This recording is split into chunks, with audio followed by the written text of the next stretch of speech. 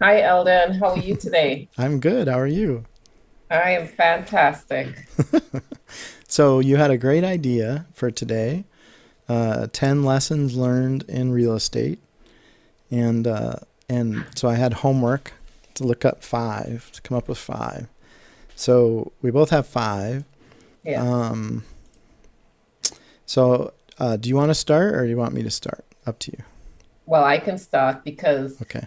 um, I'm giving you my 5 lessons learned from experience here. And as I go through my journey in real estate, what I'm realizing, some of the things I wish I knew at the beginning, that will probably help me get started with a better footing. So, number one is mindset. Your mindset and what you actually believe and whether you can succeed in business, real estate. Um, you need to work on the mindset issues. I myself didn't realize that I had mindset issues. For example, I'm going to give you one example of when I think about mindset. So, when you're going to be an entrepreneur and you've worked in a W 2 job, you have an employee mindset. And an employee mindset is one where you go to a job and your the boss tells you what to do. You only do what you're told to do. You might do a little extra, but then as an employer or entrepreneur, you have to be self motivated. You have to know what you have to get Oh done. yeah. You have to be disciplined to set aside that time to get whatever task you have to get done. So that for me was one aspect of mindset change that had to, which I'm still working on. Hmm. And when I talk about mindset changes, your mind, you have to constantly work on your mindset. It's not something you do one day and you're all good. Your mind is with you all the time and it plays games on you. It's a mechanism that's set up to keep you safe. So Right. when Right. you want to come out of that safe zone, the mind kind of pulls you back to be safe. And when you're an entrepreneur, you take risk. And when I say Right. risk, it's calculated risk. It's not Yeah. just going out there and just being reckless with your decisions. You educate yourself, you understand the level of risk you want to do, and you just go for it.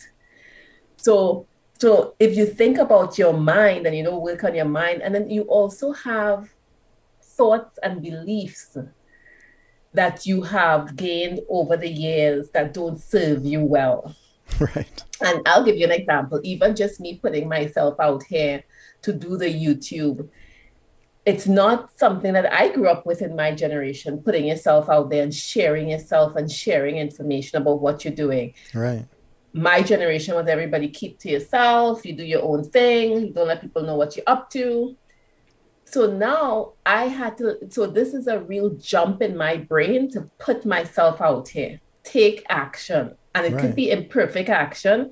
I'm trying not to think too much about it, but just do it. Let Right. my brain know I am in control and I'm going to do this. This is what I want to do. Yeah. So I have to get that monkey brain from playing in my mind to tell me, Carolyn, why are you sharing this? Why are you telling people this? Yeah. Yeah. So that's two examples of mindset that I think we have to work on as we transition into being an entrepreneur, a real estate investor, or Right. whatever you want to do that requires you to be your own boss to make Yeah. your own money. So that was one share. And one of the things I can say that helps with that Hmm. is starting to read books. Oh yeah. If you don't have the funds to get a therapist or somebody to help you with that or get a, a coach, I Right. would say start reading books. Books have add value to you, and it adds values to your self development and changing that mindset and get books of for people who have achieved what you want to achieve. Start reading those types of books to see the kind of Right. mindset that they have or what kind of changes they had to make in their life to get to where they are. Yeah. And in the next video, we're going to talk about different books that help with that mindset change and your Oh cool. thought process. Yeah. Yeah. So, Eldon, you want to take one because I have got another one, but let's. Sure. Yeah, Let's we'll take tag turns. team here. Take turns. Sure. So the first one that I came up with, I told people before, but I mean, it's so true. Don't sell your houses.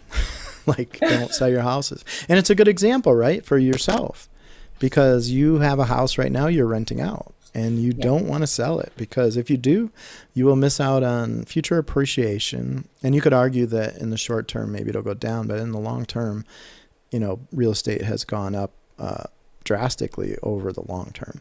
So it will. And then, so the appreciation is one thing, but the cash flow is another. So rents will go up. And actually, the harder it is for people to buy houses, the more people will be renting. So the rental demand's actually going up right now.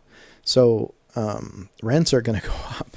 And so so let's say, for example, that I think, if you're losing like $300 a month, for instance, you may be doing that in the short term, but it's not going to be that long, because it's not going to take that long for rents to go up another $300 a month, unfortunately for everyone, but it's true. So never sell your house. I would say, if I've learned anything in real estate, that's it. I had quite a few houses over the years, and I sold them all except for this one I bought last summer. And all of those I lost, I would say, ridiculous amounts of money at this point. Yeah. And then you told me about the tax benefits by having a house and the Yeah. expenses you can write off. So it's Yeah. in the short term, you might look at it like it's costing you, Yeah. but when it comes to your tax return, it's going to help you with if you have your W-2, and it helps to offset that additional income Yeah. to reduce your taxable income. Yep.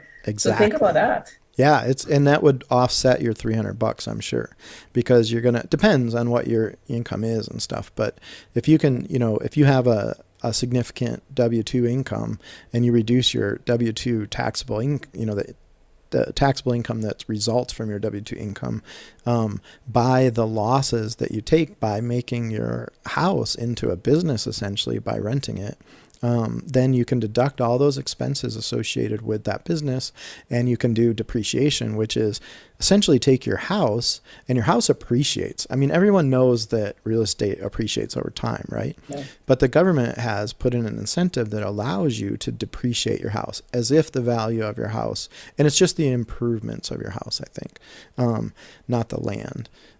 But so you can, essentially, and I guess you can argue that that does depreciate, but it doesn't really in the value of the market, unless you're like your roof caves in or something. But Yeah. yeah, so you get to depreciate a significant amount every year of the value of your house. So yeah, that $300, you probably would offset that so that you're not actually losing anything. That's my Yeah, guess. definitely. I love that. I love that idea. Your suggestion, do not sell your house. So many people don't even realize the benefit of holding on to the long. We think short term, Yes, but it's really long game we want to play. And that's for your next exactly. generation too. Yeah, I think real estate is long term. So, there's lots of ways to make money, like the people that do fix and flip and that kind of stuff. That's all good. But, um, if they could keep a hold of all those houses long term in some way, they would make more money. It's just, and plus, when you fix and flip, you're paying taxes on that gain. Yeah. So, where if you rent the house, your cash flow that you're making each month isn't taxed, essentially, because it's part of your business. So you have income to your business and you have losses to your business. And when you add that depreciation to that cash flow, you essentially offset that. So it's really a loss. So you don't really pay taxes on that money. Where if you were to fix and flip or just speculate on prices and buy a house and then sell it later for appreciation, I really don't think it ever makes sense. I've talked to so many people that were older too, Hmm. and they're like, yeah, I had this house and I made like $100,000 when I sold it because they had it a while and that kind of thing. But then they look at it now and it's like worth more, like Yeah. way more. So it's never made sense. It's never made sense. So anybody that Yeah. listens to me, I would say, don't sell your house. unless you absolutely positively have to, do Yeah. not do it. Yep. And the benefit with when the value of your property goes out, the way that you get your cash out of it, you cash out refi. Yeah, So you can. don't think that you just have a property with a high value. You can cash out refi and Yep. refinance the property. So every Yep. time you gain value, there's your cash. You Yeah, get your cash exactly. And you to can do use. home equity loans too. Yeah. And even a home equity line of credit. Lots of ways to use the equity in your house without selling it and Yeah. still be able to maintain the benefits from taxes and from cash flow. So, And you guys, when we talk about getting the cash out of properties, not to go and spend on lifestyle, is to reinvest in business oh yeah, to set yourself up. This is not to just go buy clothes or buy exactly. fun things. It's to reinvest in yourself and in your business. Yeah, Um, basically that's a huge part of what they call the FIRE movement, right? Where you retire early. I forget exactly what that stands for, but it's a huge. So the people that I've watched that are in the FIRE movement, they do a lot of stocks and that kind of stuff. But the thing that really helps them the most is to get rental properties and get rental cash flow from those properties, however they're setting it up. Because once you think about if you have a certain W-2 income. mhm. If you can replace that income with cash flow from properties that are never going to go away, Yeah. what did you just do? You just made your life completely different Yeah. because now you don't have to go to work if you don't want to go to work. Essentially, if you were living on X amount of money and you were okay, now you're living on X amount of money, but pretty much passively. I mean, you got to do a little work to run the properties, manage them or whatever. But I mean, that just opens up the world to a person. And so that's where I want to be, you know? That's where I want to be. We're getting there. Yeah. Yeah. And then, so the next one for me is just definitely get started with a mentor. Now, I'm sharing this in no particular order. I'm just sharing. Yeah. Yeah. Get a mentor to help you in whatever business Yeah. venture you want to do. Invest in yourself. Find the Yeah. money. Yeah. Um, YouTube University, the more I listen to people, it's a good start, Mm-hmm. but they don't give you everything on YouTube University. Right. You could piece it together. And I spent Yeah. like a lot of hours on YouTube and just looking at people's content. And then when I got into their program and they told me what was going on, they said, we weren't giving you all everything. We were giving you half the information. And I'm Right. going out there Yeah. following what they're telling me That's true. half-heartedly. Yeah. So find the money, invest in yourself. Yeah. It's going to pay back tenfold because what's going to Right. happen is that your learning curve is going to be a lot shorter than Yeah. had you gone to YouTube University and not getting the mentor to show you the steps and how to get there. Yeah. Yeah, that's a great. And your last thing where you said you want to find a book with a mentor. You want to find one that's doing what you want to do. I think Pace talked about that too. Like if he seems to be very family oriented. His goal is to get a lot of rentals with cash flow, and kind of doing the kind of thing that I want to do. For the most part. So he's probably a good mentor for me, but he might not be for some people. Some people may have different goals that they want to do. So Pace talks about that, and I think he's right on. So I think that goes along exactly what you said about books. Like, get a mentor that's doing that lives the way you want to live. Yes, yeah. And and that's why I like Pace as well because Mm-hmm. his value system and how he sees family, Yeah, business, exactly. and how he treats people in Yeah, business. yeah, I've seen him come on there and talk about being ethical in how we work with while we go out there and represent yeah, ourselves and even being a member of Sub 2. He really drills down on being ethical and how yeah, we do things. yeah. He does. So our credibility stands within the community and when we go out and say who we are. Yep. And that for me is what I really believe in. And I like being part of that. And that's part of my value system. So Yeah. choose a mentor that suits your value system and what you're looking for. Yep. Yeah, I agree. So the next one I had, it's kind of small, and it's not really around I don't know. I guess what I would say is what I found was appraisals. There's people that are paid to do appraisals, right? And they go out and do these appraisals. And honestly, it's quite subjective because like when we're comping, there's rules that we have for comping, and we follow those rules, to try to get consistency and really get a good idea of the value of a property.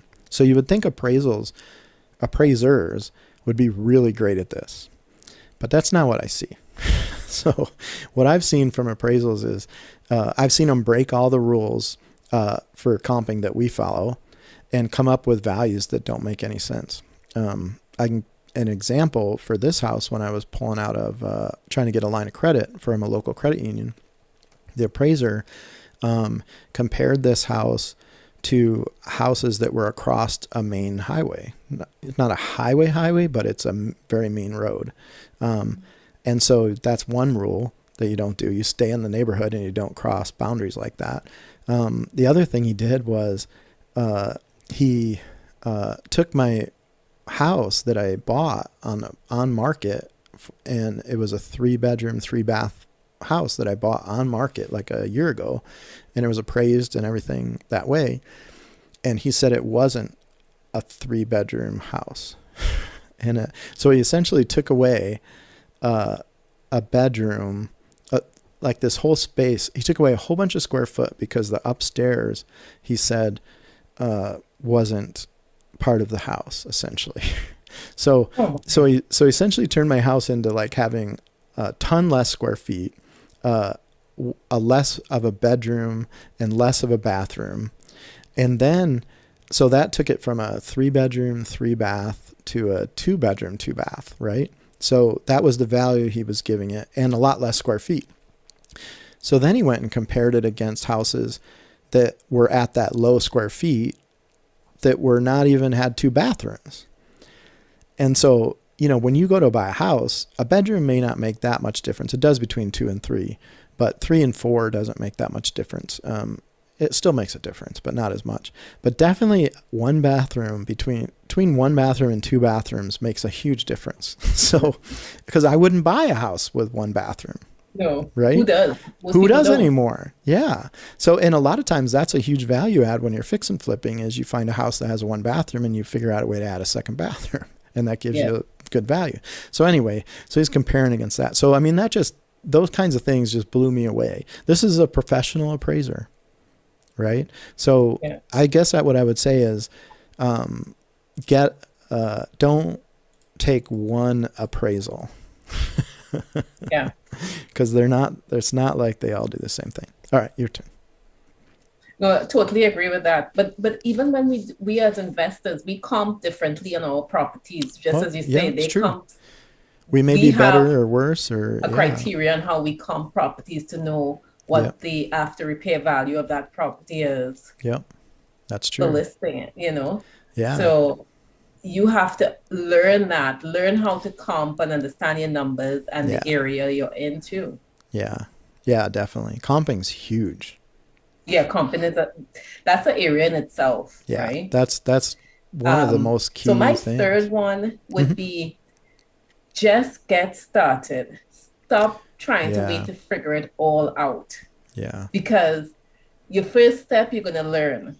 And I am like that too. Don't get me wrong. I like to know step 1 to where I'm going to end up. Right. Because we've talked like that, right? We go to school and you have to wait till the end of your education before you take action. Yeah. But in business, you take action where you are and figure it out. Yeah. Because I listen to a lot of entrepreneurs, and you know what they say when you come to them with a problem? I'll figure it out. That's the language that they use. Exactly.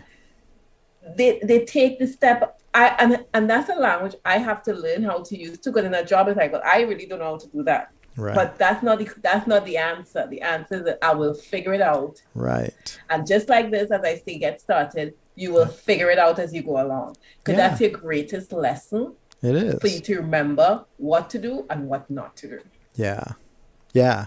Totally. Right on. And honestly, employees should be that way.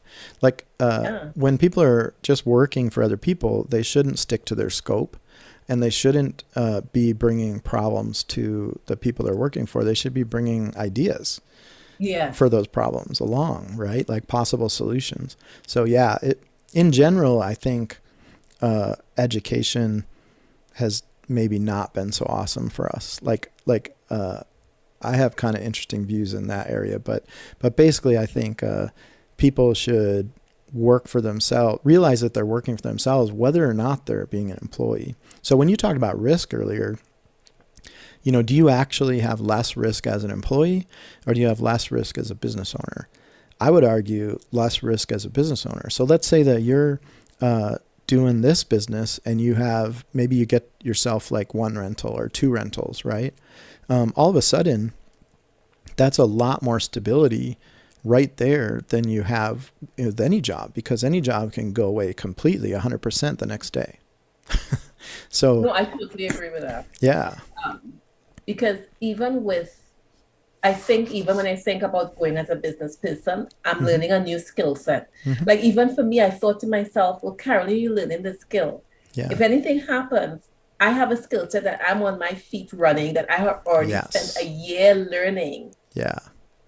Yeah. that I could just take off with. Had I Yeah. not started and joined the mentorship and something happened to me, I'm Yeah. 10 steps behind. Yes. So I feel like I'm in a better position Yes.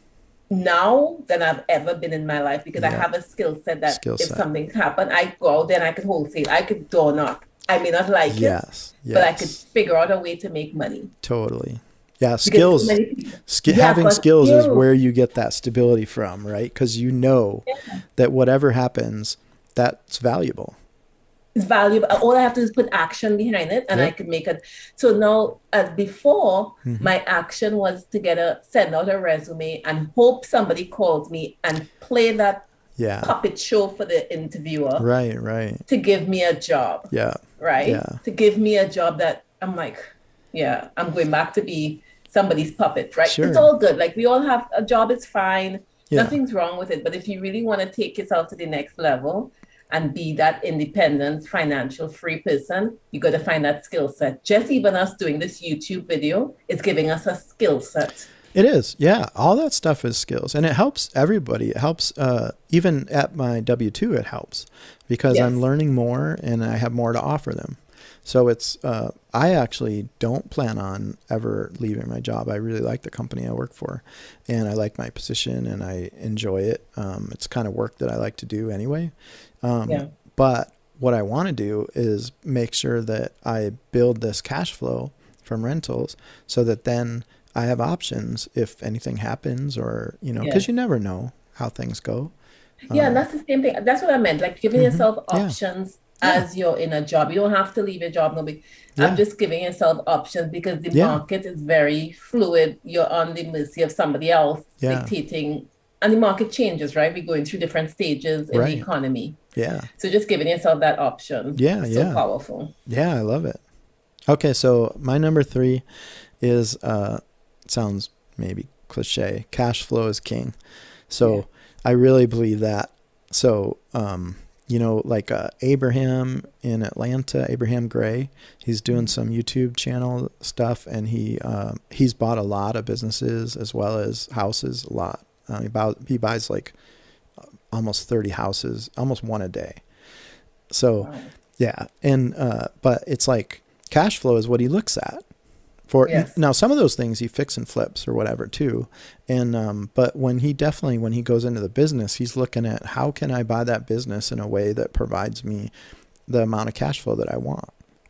So to me, cash flow is like everything, and I think for Pace too.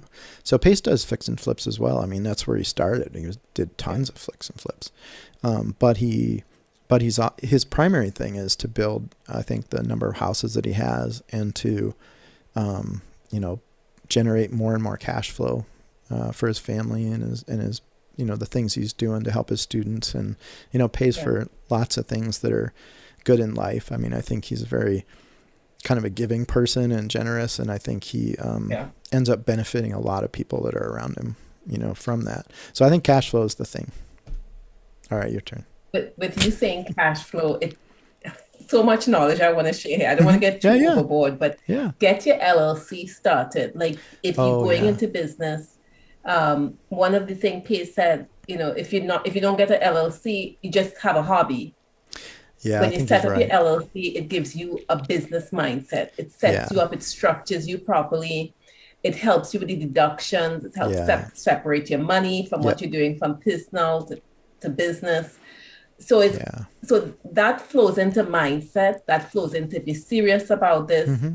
get your structure, get your Yeah. business set up, get a proper accountant. Yeah. And also with that being said, with setting up your LLC, you want to set up an LLC because that's going to grow as your business Mm-hmm. grows. You get to put your fix and flips, you get to put your cash flow income, and they're all Right. taxed differently by different rates. Right. So you have to don't mush it. You may not be anywhere yet, but you have to set the Right. foundation properly. Oh yeah. Getting that accountant to work with you. Yep. Definitely. Yeah, that's big. Set it up right. And the reason, so LLC stands for Limited Liability Corporation, and the Thank whole you. idea behind it is to protect your personal assets. So you want to have all of that business that you're doing, like if you're renting houses through that, or if you're fix and flipping or whatever, and somebody decides to sue you, then they can sue for the assets that the limited liability corporation has, but they can't sue for the assets that you have. Now, there's something called piercing the corporate veil, and that can happen if you are not keeping the money separate, like you were saying. So you want to make sure that the business, all the money in the business is used for business stuff, and all your personal stuff is used for personal stuff, and keep it separate. Because if you start treating the business in any way that's personal, then potentially people could pierce your corporate veil or whatever. But it's important to protect yourself. So you might even want more than that for a number of corporations, like to be able to separate. Like maybe you want a certain number of rentals in an area under one corporation, and then start another corporation to have other rentals over that. Because if you're renting it and a tenant sues you or something, you don't want to have all of your assets in play there at risk. So yes, corporation is important in so many reasons. So if you're going to Okay. do business, he's right. Do business. Don't set yourself up for, losing all. Actually, Jamil, Pace's friend, he told a story, awesome story about how so when he started out in real estate, he borrowed a lot of money from his family, involved them, and then was doing well and had rentals and that kind of stuff. And for some reason, he had one, I don't know if it was an Airbnb or a rental, I forget. For some reason, one of his investments was in a corporation and the rest weren't. And he hit, I think it might have been during 2008, I don't know, all that. But he hit at bad times and it went wrong. And he lost, I think, his family's money, his money. The only thing he had left was what he had put in the corporation. Yeah. So he's definitely would never do that again. He wouldn't have his personal and business anymore. So good advice. Great advice, Carolyn. Yeah. That's awesome. Yep. Is it my turn again? Your turn. Yeah. All right. So I had look for value adds. So like we talked earlier about, people are doing fix and flip. They buy a house that's like a 1 bathroom and then they add a bathroom, or maybe they take and buy one that's like a 2-bedroom and then add a 3rd bedroom, because the value between 1 bathroom and 2 bathrooms is big. The value between 2 bedrooms and 3 bedrooms is a big gain. So that's a way that you can not only gain in fix and flips, but you can gain the amount of rent you can charge. So those kinds of value adds, that's kind of what the multifamily people like Ken McElroy. I really like that guy. He has a ton of multifamily, and his whole thing is they go in to buy big apartment buildings, and when they do that, they're looking for how can they make more money off that property than the current owner is. And so all those are value adds. So that they might be adding in washer and dryers, because if you add a washer and dryer in, you can charge another $50 a month rent. They might be, fixing up the quality of the buildings, that kind of stuff. They might be even just doing better customer service or better marketing. There's all kinds of ways. It's all these things that we're talking about is just business, right? So you just want to serve your customers better. I mean, honestly, Yeah. that's what it really comes down to. So I think that looking for value adds is really important. So, It's an example. So when I was at my apartment building, yeah, I was a tenant. I wasn't in real estate, but now yeah, when I look at it, they had so much value adds. yeah, They had a place for you to do the washing and drying of your clothes. So we had a laundry and we had to pay $3. At that time, I don't yeah, think I had a wash and dryer. Mine was being shipped to the apartment. right, right. And then they had, and I remember even with people who do multifamily talking about how people are leaving so much money on the table by not adding these things Yeah, for tenants that yeah, they can pay for. That's another, as you said, it's a value add. yeah. The other thing they charged us for was for pets. That was another Oh, charge. that's a Pets. big I didn't have a one. pet at that time. I don't have Yep, pets, so that's a big one. that wasn't a charge for me. Yep, So yeah, they having a multi-family or having that building right. is where you could get so much value added onto Yeah, single family is one area, yes, but when you talk about multi-family and you add those costs up, ooh, yes. It's big. so much money. Yes, big. It's a Yeah, lot of money. yeah. And then so then what you can do is once you've established those higher rents and improved, you essentially have made your multifamily property worth more. So now you can go to the bank and refinance against, because Yeah. when they look at financing the multifamily, they're looking at your rent, your net operating income, which is just basically rent minus expenses. And so when you're doing that, then you could go refinance. And that's what so Ken does that a lot. So he'll go in and he'll use investor money to purchase one of these multifamilies. They'll do the value add, they'll get the value up, and then they'll refinance and they'll pull a bunch of money out and return that to the investors. And essentially, investors get their money back and plus the gains. And now everybody's in that deal potentially for nothing anymore. Like all the original money that they put in, they got out Yeah. by And they go and refinancing reinvest it. again. Yes. Yeah. Yeah. So he calls that infinite return. I've heard Pace call that too. But basically that means that now you don't have any money in it and it's cash flowing. So now it's just, you can keep it forever. Yeah. I mean, There's your cash flow. And yeah. that's another way one can get in. So there's so many ways of getting into real estate. Yep. You can get into real estate by investing with somebody who knows what they're doing. Yeah. Ken McEnroy is a partner with Yep. Kiyosaki, Rich Yeah. Dad Poor Dad, the He is. author. Yeah. Yeah. Ken was a property manager, and Yeah. that's how he started. So he Exactly. understood Yes. how to manage properties, Yep. and that's why Robert Kiyosaki partnered with him. It And is. when you're going into a multifamily, you have to partner with somebody who knows what they're doing and understands Yeah. properties Yeah. and Yeah. how to maximize and how to manage properties. Yeah. That management is so important because all those Yeah, things we just talked about, that's management. That's that's management. management. Yeah, Yeah, and it's not have to be multifamily. Like all those same rules apply when you're doing a single family rental or a duplex or whatever. It's not. It's really all the same thing, just at a different scale.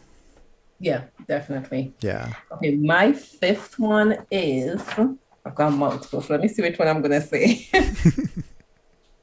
um, I've got so many good ones. So understand what you're good at so you can be consistent at doing that one thing.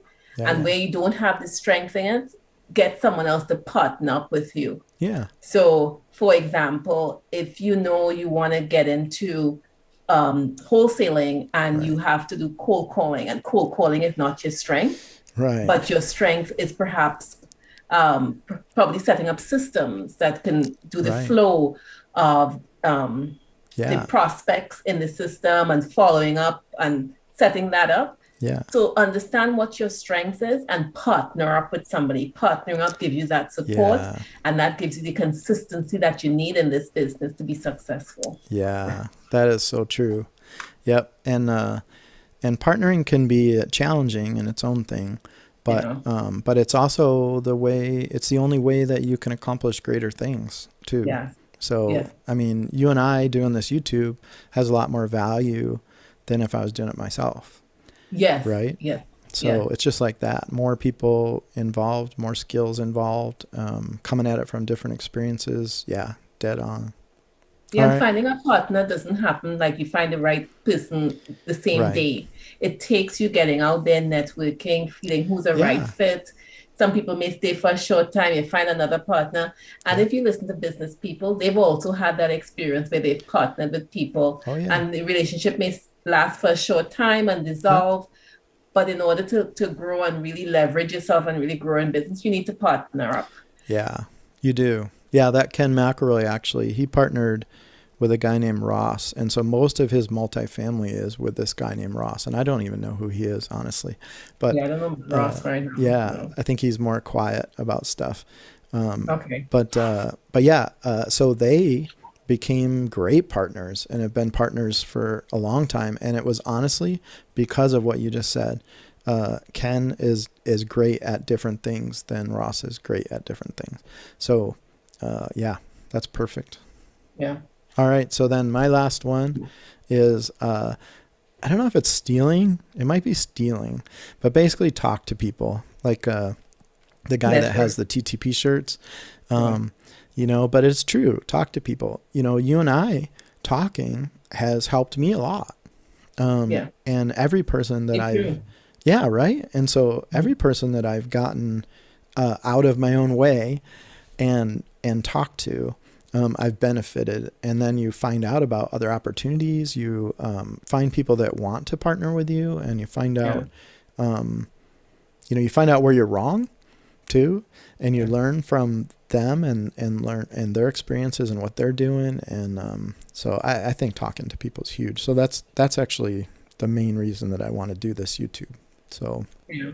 No, I definitely agree. Because I yeah, have learned so much that I didn't know in real estate. Like, had I not jumped in and starting to rent my property and figuring out what it yeah, is, I'm learning because even you talk about things when you yeah. rented your property. It's like, how, Oh tell me yeah, about that. Like, yeah, so I am learning, I'm putting myself out there to learn. And yeah, on my next property, I'll know what to do even faster. yeah. And I'll have the people in place and I'll know what it looks like. Right. So it just starts with that one and Yeah, taking that yeah. risk. Yeah, and you keep getting better. Each one that you do, you'll get better.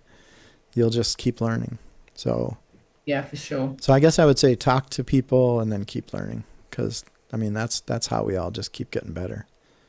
So I think these were great points we shared here, I think so Eldon. too. Like this was just amazing. Yeah, I think so too. Let's recoup. You talk about your five and I'll go through my five, just one liner. Well, I don't know. I can read them off. I don't know if I can give. So I could spell them out for you. Don't sell your house. yeah, Check your appraisals. yeah, Cash flow is king. yep, Look for your value adds and yep, talk to people and network. yeah, And exactly. then my own were mindset, get a mentor, Yeah, just get started, set yeah, up your LLC, and partner up. Collaboration. yeah, yeah. I love that. Yeah, I think we did it. Yeah, that's our 10, guys.